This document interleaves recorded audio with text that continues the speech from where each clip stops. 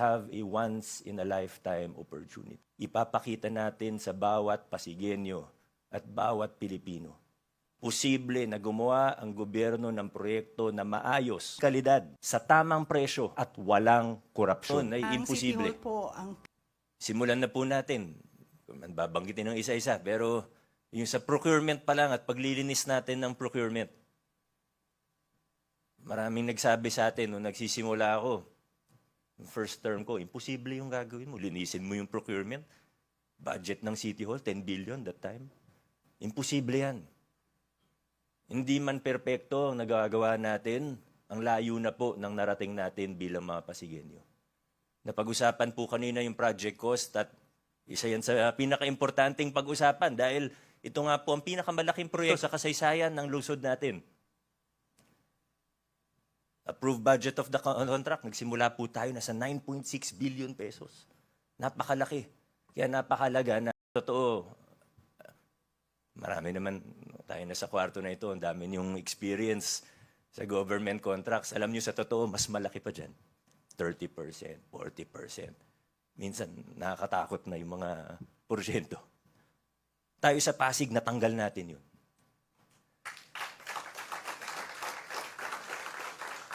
At dahil natanggal natin yun, naging bukas ang bidding natin, nahirapan tayo sa proseso, nakailang rigudon tayo.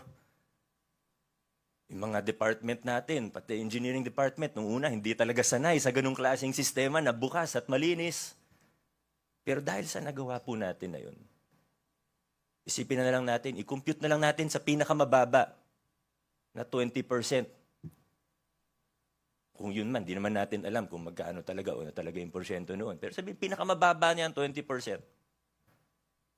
Kung nasa 5-6 billion ang dumadaan sa procurement every year, ibig sabihin, ang natitipid ng pamahalaan ngayon na dati nabubulsa lang is more than 1 billion pesos per year. More than 1 billion pesos per year ang natitipid natin. Ang maximum term ng mayor, 3 years per term, ang maximum is 3 consecutive terms. Posible maging mayor ng 9 years ang isang mayor. Kung sa 9 years, makatipid tayo. Hindi naman sa pinangunahan natin yung tao, pero for the sake of discussion,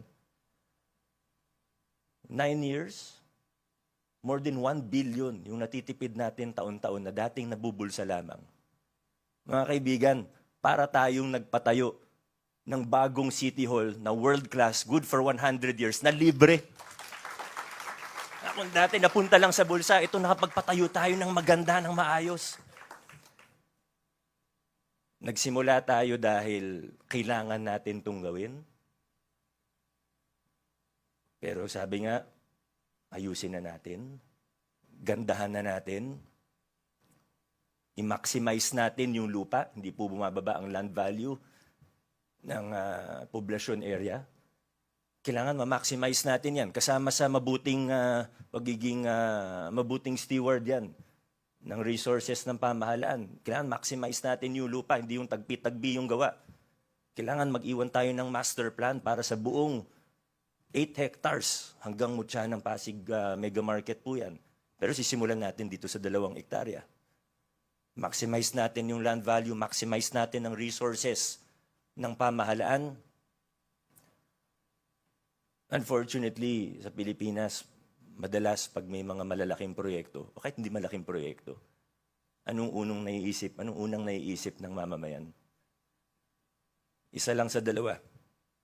Una, isipin ng tao, nako, yung proyekto na yan, sigurado substandard yan.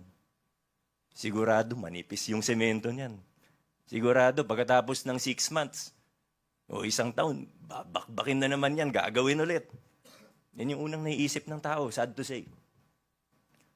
Pangalawang naiisip ng tao, pag may proyekto ang pamahalaan,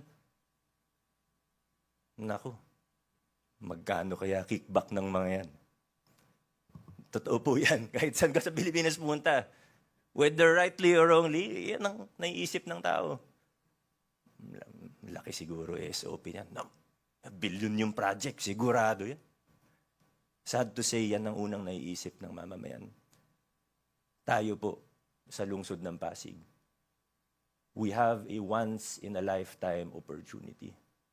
Ipapakita po natin sa tao, ipapakita natin sa bawat Pasigenyo at bawat Pilipino na posible na gumawa ang gobyerno ng proyekto na maganda. Posible na gumawa ang gobyerno ng proyekto na maayos. Posible na gumawa ang gobyerno ng proyekto na dekalidad sa tamang presyo at walang korupsyon.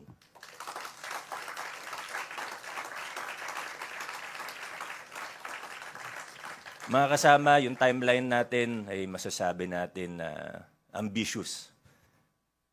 Posible pero mahirap ang gagawin po natin. Dalawa lang po ang marching orders ko sa ating Pasig City Consortium.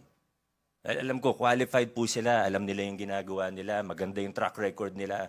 I have no doubt in my mind that they will be able to perform and deliver. Pero dalawa lang po ang pakiusap. O hindi pakiusap. Dalawa lang po ang marching orders ko sa atin, sa inyo. Una, kung ano yung nasa kontrata natin, i-deliver natin ng maayos and on time.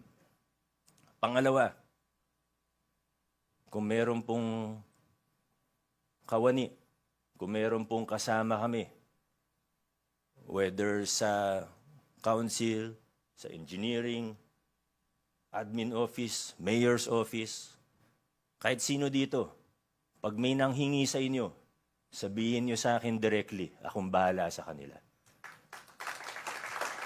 That is not a request, that is an instruction.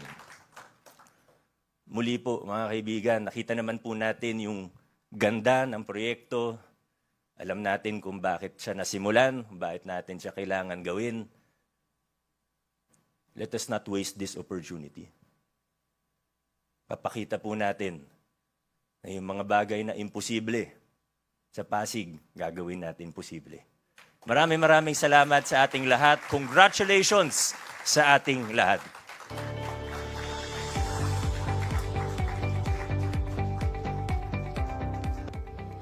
Mga Pasigenyo, narito po ang bagong City Hall. Panoorin po natin.